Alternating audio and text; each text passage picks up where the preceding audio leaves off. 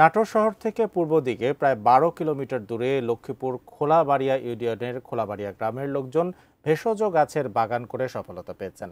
৭ প্রকারের গাছ দিয়ে শুরু করে এখন এই ভেষজ গ্রামে ৬৩১ প্রকারের গাছ রয়েছে এবং ভেষজ চাষিরা বেশ সফলতা পেয়েছেন।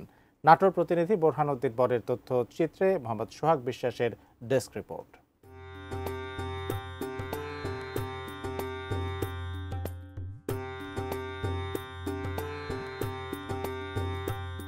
নাটোরে ভেষজ গ্রাম হিসাবে সদর উপজেলার লক্ষ্মীপুর খোলাবাড়িয়া ইউনিয়নের খোলাবাড়িয়া গ্রাম সারা দেশেই বেশ পরিচিত।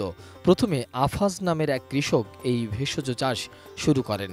এরপর তার দেখাদেখি এখন সারা গ্রামেই ভেষজ গাছের চারা করে কৃষকরা পেয়েছেন সফলতা। প্রথমে ৭ প্রকারের গাছ দিয়ে চাষাবাদ শুরু করে এখন এই ভেষজ গ্রামে ৬৩১ প্রকারের ভেষজ গাছ রয়েছে। ২০০১ সাল থেকে আপাস ভাইয়ের মাধ্যমে আমরা এই নার্সারি শুরু করছি। আর তখন এই এলাকাতে মনে করেন যে ৭টা গাছ আছেন, শতমূল, বাসক, তুলসী, কালোমেঘ, নিশিন্দা, এই দিয়ে ৭টা গাছ আছে। আর এখন আমার নার্সারিতে আছে ৬৩১টা গাছ। প্রথম এই যে অ্যালোভেরা এগুলা চাষ শুরু করে দেই। চাষ করতে বিভিন্ন আবাদে আমরা ওষুধে জড়িত হইলাম। যেসব শ্যামার মধ্যে দেখা গেল আপনার মেসি দানা, ওই শতমূল, পুষ্টি পলাশ, এগুলা করা যায়। বা প্রশাসনিক দিক দিয়া যদি একটু তৎপরতা চালাইতো তাহলে এই ব্যবসাটা ভালোভাবে চলতো, ওষুধের মানসম্পন্ন রক্ষা হইতো। আমি সহ এই ওষুধি গ্রামে ৭,০০০-এর মতো লেবার কাজ করে। আর এখানে যে ওষুধি যেমন বিটরুট, তারপরে আপনার কি হলো তুলসী, কৃষ্ণ তুলসী, রাম তুলসী, এইগুলো আমরা শুকায়া দেই, ক্রেতাদের কাছে বিক্রি করে। মানে বিভিন্ন রকমের ওষুধি গ্রামে কাজ করে আমি কাজ করি সারাদিন। এই সপ্তাহ পরে মাস পরে আমার টাকা দেয়া দেয়, আমার সংসারটা আল্লাহ দিলে ভালোভাবে চলে। এই ২৫০ থেকে ৩০০ লোক মনে করেন যে আমরা এই ওষুধি গ্রাম থেকে ওষুধ নিয়ে জায়গা জায়গায় বিক্রি করি। সারা দেশে গোটা বাংলাদেশে জায়গা জায়গা শহরে ঘুরে ঘুরে বিক্রি করি। স্বাস্থ্যকর অল টাইম ফ্যামিলি কেক, সব সময় অল টাইম হেলদি লাইফ।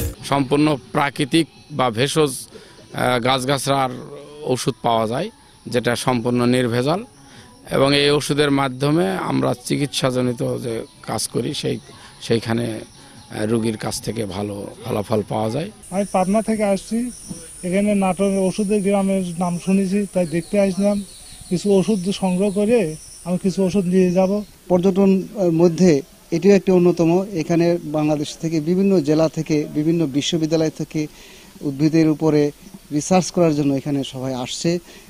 আমাদের ঔষধি গ্রাম হিসেবে যেহেতু এশিয়া মহাদেশে এটা একটা পরিচিত বা ভালো একটা পজিশন অবস্থায় আছে, তো এই সাধারণ কৃষকদের কাছ থেকেও যারা উৎপাদন করে এই মালগুলোও আমরা সংগ্রহ করে রাখি এবং প্রসেস করে গোটা বছর পর্যায়ক্রমে আমরা এটা বিক্রি করে থাকি।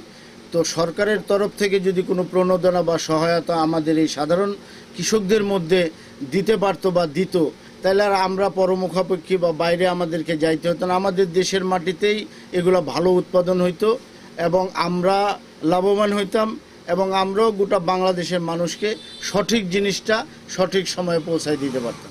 জেলা কৃষি অধিদপ্তরের এই কর্মকর্তা জানান, জেলার লক্ষ্মীপুর খোলাবাড়িয়া ইউনিয়নের ১৫টি গ্রাম নিয়ে ভেষজ গ্রাম গঠিত। এই গ্রাম ঔষধি বৃক্ষ উৎপাদন, প্রক্রিয়াজাতকরণ ও বাজারজাতকরণের সাথে সম্পৃক্ত। এই গ্রাম থেকে